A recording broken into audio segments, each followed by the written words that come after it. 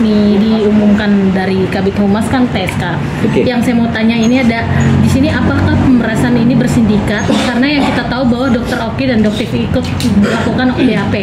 Itu yang pertama. Terus yang kedua, lalu untuk pemerasan ini apa ada kaitannya dengan dugaan pemerasan yang 500 miliar?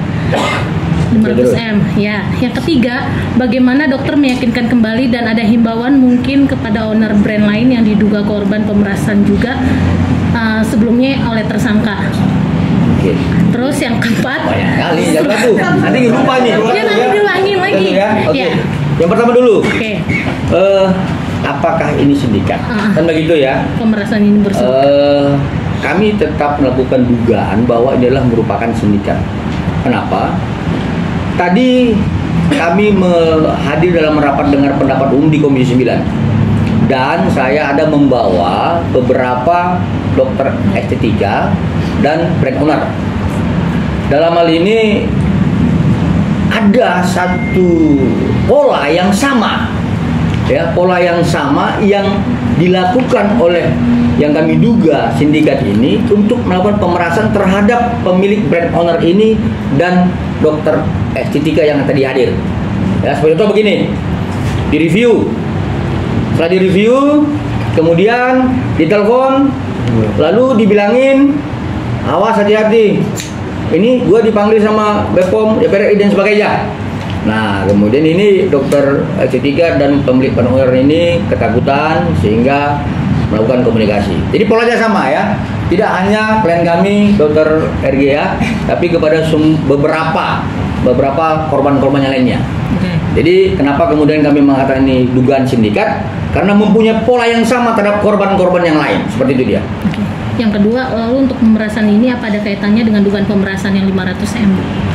Kalau yang 500M saya tidak pernah dengar. Karena kan sindikatnya orangnya itu. Yang 500M saya sudah dengar. Kalau yang 5M saya pernah dengar. Yang mana ini? Iya, yang 5M ya? Ya, jadi kalau masalah bicara 5M itu sudah masuk dalam materi pokok perkara ya. Kalau yang di dalam media sosial itu silakan kalian perkuatkan. Tetapi Kabid Humas sudah menyampaikan itu bahwa diminta 5M kemudian dijadikan jadi 4M seperti itu ya. Bukan saya yang menyampaikan, Kabid Humas. Lagi? Terus apa? Gantian? Ya. Bang, ini kan terkait kan ini kan hanya 2 tersangka ya Bang ya, yang ditetapkan oleh Kabid Humas. Nah, kemarin kan pemeriksaan juga Doktif juga dan Dr. O. Nah, ini kan diperiksa juga. Emang hanya NM dan IM aja kah yang melakukan pemerasan atau Doktif dan Dr. O juga melakukan juga? Baik. Ini masuk terus materi pokok perkara ini. Ini memang intinya teman-teman ini ngeri-ngeri semua ini. Pada intinya bahwa kami dari penasihat hukum sangat yakin dengan apa yang kami majukan. Sudah, itu aja. Dan ini sindikat, bukan kami sindikat. Tapi Dokter mengaku bahwasannya tidak ada sindikat di dalam itu Bang. Dia tidak terlibat salah satunya mungkin. Artinya silahkan dia, itu hak dia melakukan pembelaan diri. Tetapi kami sudah menyajikan ya bukti-bukti yang berupa yang sebelum saya sampaikan sebelumnya, ada rekaman dan sebagainya yang akan menguatkan terhadap keterlibatan pihak-pihak lain. Seperti itu. Bang, tapi selama proses kejadian RG sendiri gimana setelah ditetapkan tersangka, mungkin lega atau memang sudah memprediksi bahwa ya sebenarnya Dokter Reza ini kan saya salut. Pertama kenapa saya salut, beliau ini kan paham hukum acara. Ya, ini salah satu public figure ya, ada juga yang lain sih yang saya ketemui yang paham hukum acara, sehingga dia dari awal sih tenang.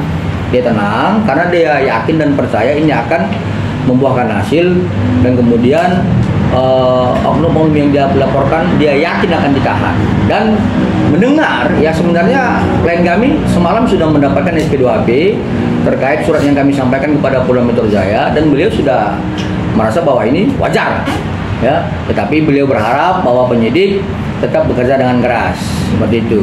Dan satu lagi ya, ini mungkin kawan-kawan lupa ini ya, saya tadi diingatkan oleh klien kami, ada beredar di media sosial disampaikan bahwa penyidik atau klien kami membayar ya, main uang seperti itu ya. Nah, saya sampaikan begini. Pertama, klien kami paham hukum acara. Ya, jadi coba kita lihat bahwa laporan ini dibuat tertanggal 3 Desember 2024. Ya. Kemudian digelar perkara, kami dapat SPDP dan SPDP tanggal 30 Desember. Nah, itu kurang lebih 1 bulan ya dari lidik naik ke dalam proses gelar perkara, dan Januari itu sidik. 1 bulan ya kawan-kawan, itu harus jadi perhatian kita semua. Jadi jangan kita menggiring-giring opini yang tidak benar. Artinya proses 1 bulan melakukan lidik itu sudah wajar secara hukum acara, dan kemudian dalam 1 bulan berjalan ini Januari ke Februari memanggil para pihak dalam proses tahapan sidik, dan itu sangat wajar ya. Tetapi kalau kemudian ada yang mengiring mengatakan bahwa penyidik itu menerima uang dan sebagainya, itu tidak benar ya, karena klien kami ini pada prinsip ya menyajikan bukti-bukti yang sangat terang benderang ya, bukan kabur, bukan abskeliber ya. Jadi kalau kawan-kawan sering melihat banyak proses pidana dan sebagainya juga lama, mungkin bukti-buktinya kabur ya. Ini jelas terang benderang sehingga penyidik merasa yakin sebagaimana ketentuan-ketentuan yang berada di hukum acara ya, seperti itu. Bang, Dr. Reza sempat ada ngomong juga nggak, sempat dapat teror mungkin gitu? Oh iya dong, itu pasti, soal itu udah pasti ya, teror dan sebagainya. Tersangka juga kah atau pihak-pihak lain? Nanti penyidik mendalami ya. Yang pasti begini, satu lagi saya perlu sampaikan bahwa klien kami tidak pernah takut terhadap di reviewnya produknya, tidak pernah takut terhadap itu. Kenapa? Karena klien kami sudah memenuhi ketentuan notifikasi izin edar dan hal-halnya yang diatur oleh BPOM. Yang jadi persoalan adalah ketika si oknum-oknum yang terlapor ini sering mereview produknya, kemudian menambahkan narasi bahasa bahwa inilah flexing, wajah abu-abu dan sebagainya, itu yang membuat dia terganggu secara mental. Kenapa? Dia kan punya anak. Ya, dia punya anak, mungkin anak-anak dia di sekolah, teman-teman dia mengatakan, mami lu itu bukan wajah abu-abu ya, gitu. Itu terganggu seperti itu, bukan terhadap produknya. Ya, saya ulangi sekali lagi, bukan terhadap produknya, tetapi terhadap gangguan perkataan-perkataan yang memburukkan klien kami. Seperti itu. Bang, tapi bentuk teror yang diterima Mbak RG sendiri gimana, Bang? Yang pasti titik-titik gitu. Pokoknya ujung-ujungnya awas sansur gitu. Melalui apa? Atau pesan singkat atau gimana? Ya, pesan singkat juga ada seperti itu. Ya. Atau ada yang sampai datang ke rumah atau gimana? Kalau itu belum disampaikan kepada kami, tetapi ya seperti mirip seperti itu ada, tapi tidak jelas ya. Berarti menegaskan mendapat teror ya? Iya, betul. Bang, berarti sebetulnya bukan karena di review tadi ya Bang, penegasan ya Bang, bukan karena review, tapi karena serangan secara mental dan mental. Iya. Oke, itulah yang pada akhirnya membuat Dr. Reza melakukan proses hukum seperti itu. Itu yang memicu pada akhirnya. Sebenarnya dia melakukan upaya hukum itu, dia merasa korban itu aja. Ya kan, dia sudah menyerahkan uang itu. Berapa Bang? Itu puncaknya ya berarti ya? Ya 4 miliar yang disampaikan Kabid Humas. Oh, udah diterima. Udah diterima. Kan saya bilang itu terang benderang, bukan obskliber. Bentuk transfernya kemudian diserahkan secara langsung, cash dan sebagainya, itu jelas itu. Jadi jangan dibilang ini penyidik ini dibayar, enggak, ini jelas nih, ini transfer, ini CCTV, ini serahin. Jadi apa lagi masalahnya? Bang, tapi kata pihak sana dicicil dan infonya juga katanya namanya dikasih, siapa sih yang nggak mau? Nah kalau misalnya 4 miliar yang dikasih, siapa yang ikhlas? Gila. Kalian mau nggak ngasih ikhlas sama orang 4 miliar? Kalau nggak diancam, gila itu pengiringan opininya. Nah yang lain? Bahwa ini kan baru ditetapkan menjadi tersangka ya, terus iya, tapi belum ditahan gitu. Ini harapannya ditahan kan atau seperti apa? Baik. Nah, kira itu.